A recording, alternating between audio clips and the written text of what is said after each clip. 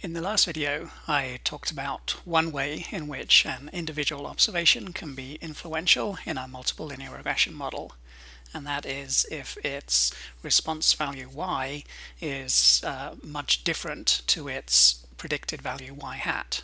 In other words, it has a very large residual.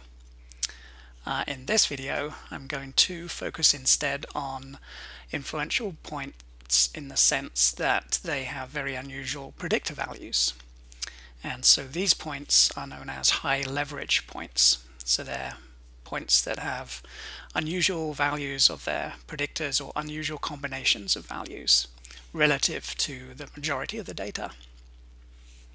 So the idea is that if a point is far away from the majority of the other sample points, then it has the potential to pull the fitted model close towards its y value, potentially biasing the results. So leverage is a numerical measure of the potential for an observation to have an undue influence on the model, and it ranges from 0 to 1, where low values of the leverage indicate low potential for influence, and high values of leverage indicate a high potential for undue influence. The rule of thumb that is often used here is if we calculate the leverages for a particular model and then look at the highest leverage, if that highest leverage is greater than 3 times k plus 1 divided by n, then we would certainly want to investigate further. So k here is the number of predictor variables in our model, and so k plus 1 is the number of regression parameters in the model, and then n is the sample size. Alternatively, if we have a leverage that's greater than 2 times k plus 1 over n, but it's also very isolated, then we might want to investigate further. So two different rules of thumb here. One has a higher threshold, and so if there's any one leverage greater than that threshold, or maybe a handful of points are greater than that threshold, we might want to investigate further. This other rule of thumb here with the 2k plus 1 over n, that's a lower threshold, so a lower bar to be reached, but the additional constraint there is we would only really be overly concerned if we had a point bigger than 2k plus 1 over n if it was also isolated, in the sense that its leverage was way bigger than all the other leverages in the data set. Otherwise, if neither of these two rules of thumb are triggered, then we've got no evidence of undue influence. And just as with when we looked at outliers, one way to gauge the influence of a high leverage point would be to identify it, remove it from the data set, reanalyze the model, and see if anything changes too much. And if it does, then it does seem as if that point is having undue influence, and then we need to consider what to do about it, and we talked a little bit about that in the last video. Otherwise, if it doesn't really have much of an effect on the results, then we might as well just leave it in the model.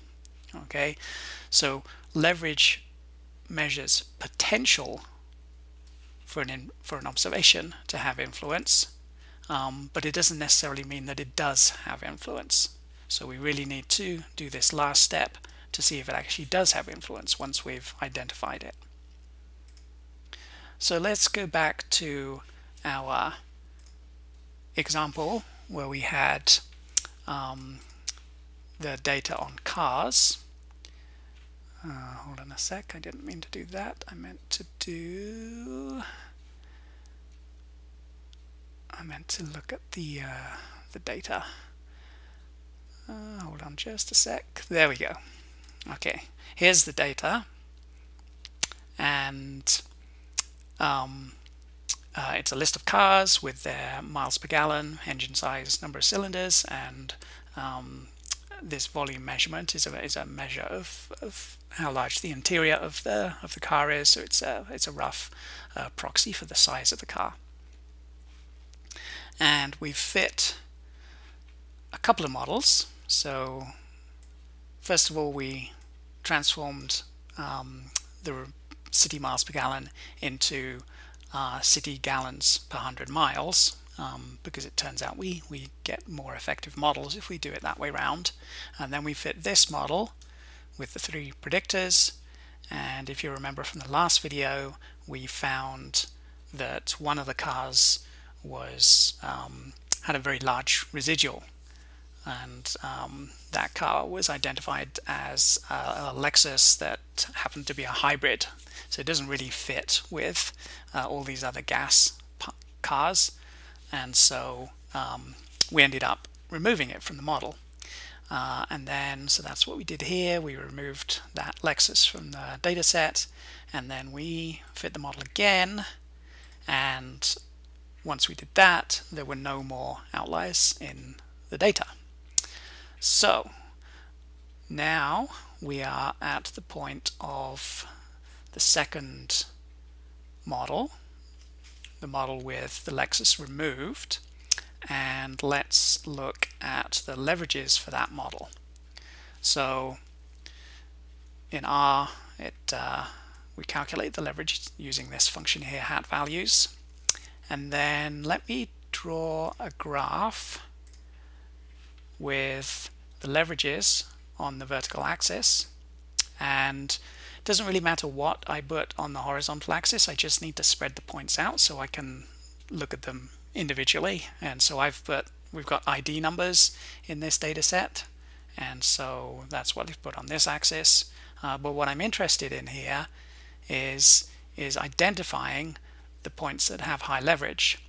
So I'm going to use this identify function, and this guy here,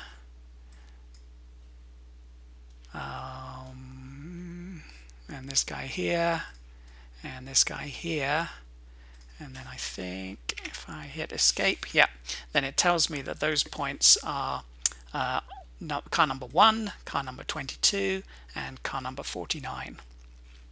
We can't quite see the label for car number 1 here because it's just off the graph here. So the highest one is number 1. It looks like it's got a leverage of almost 0.5. Is that above any of our rule of thumb thresholds? So our rule of thumb thresholds, 3k plus 1 over n and 2k plus 1 over n, if I calculate those, the lower threshold is 0.16 and the upper threshold is 0.24. So all 3 of these cars are above even the higher threshold, the 3k plus 1 over n, 0.24. All 3 of those cars are above that. So we potentially have 3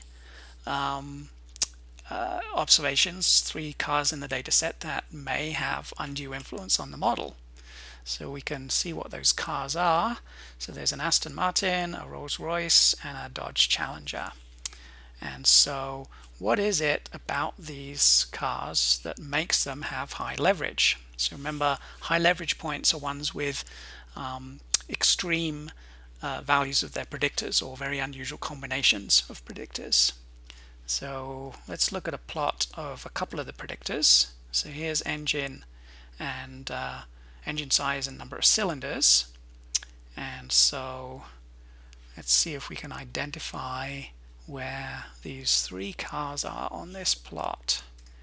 So we've got 2 cars with 12 cylinders. So those 2 up there. So that's the Aston Martin and the Rolls-Royce. And then we've got the Dodge Challenger, which has 8 cylinders. So it's one of these cars. And it also has a huge engine, 6.4 liters. So that's this one. So there's those 3 cars. So we can see that they are extreme in the sense of their predictor values for cylinder and engine size. We could also look at the other predictor. So let's look at engine size and and this volume predictor. And so if I try and identify those three cars on this plot, I think one of them is this one. Actually, I'm not sure. Might be this one. Maybe this one. I'm not sure if I got that right. No, I didn't get that right. I got two of them. So I got the Dodge Challenger is this one, and the let's see, the car number 49. Oh no, I only got yeah, that's oh, it's, I know why I'm getting confused. It's because this ID number 50, I took out one of the cars, and so this is the Rolls-Royce Ghost, this one here. And but car number 1, I don't have that marked on my plot here, the Aston Martin. Let's see, that's got a engine size of 5.9 and a volume of 0.83. It must be actually this one, so let's try that again. So let me redraw the plot and identify again. So let's do these 3 points this time. Okay, there we go, 1, 22 and 49. These are these three cars here. So again, those are extreme in terms of engine size. This one up here was car number 40, so that that's a really big car, but it doesn't have a particularly large engine size, so that wasn't flagged as having particularly high leverage. Okay, so what do we do next? Well, now we should maybe let's focus on the highest leverage was car number 1. The Aston Martin. So let's remove that from the data set and then do the analysis over again and look at the results. And so these are on the slide. I've got the results for model 2, which was the model with just the outlier removed, just that Lexus removed, that hybrid Lexus. And then down here in my R output, these are the results for also removing the Aston Martin. And let's just look at the numbers, the estimates for the parameters: 2.905, 2.949. So the intercept isn't really very different. 0.259, 0.282. That parameter isn't hugely different either. 0.228, 0.201, 0.492, 0.532. So things have changed a little bit, but not a whole lot. So and if we look at the p-values as well, I've got 0.001, 0.003, and 0.007. And 0.001, 0.000, 0.008. So the p-values didn't change much. The parameter estimates didn't change much. So although this Aston Martin, it does have high leverage, that is true. So it has the potential to strongly influence the results. But when we remove it from the analysis, the results don't really change all that much. So I'm not convinced that we need to worry about this car so much. So where does that leave us? So that leaves us with a bit of a question mark over this particular car. Should we leave it in the analysis or not? It doesn't really affect things too much, so I'm not too concerned. But maybe we can get some more evidence to make that determination whether or not we should include it or exclude it. So that's what I'll talk about in the next video. Well, we'll talk about a measure called Cook's distance, which is a combined measure of an observation's outlyingness and its leverage. And it gives us another way of gauging the potential influence of an individual point.